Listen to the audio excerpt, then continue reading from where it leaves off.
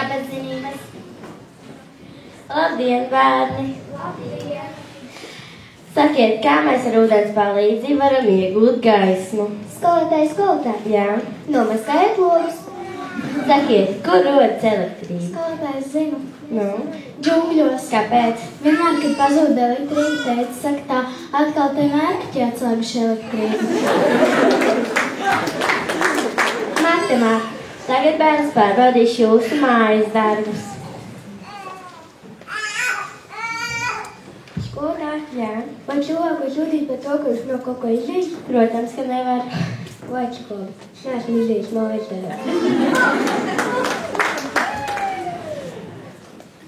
Tā, kāpēc tā mājas darba vietā tukšums? Tā ir vieta jūsu reklāmai. Nu ko, atkal teiks, ka suns apēd tā mājas darbu? Nē, suņu mums vairs nav, nācās atdot kaķim. Latviešu valoda. Tas ir neticami, ka viens cilvēks var pieļaut tik daudz kļūdu. Kāpēc gan viens kopā ar mammu?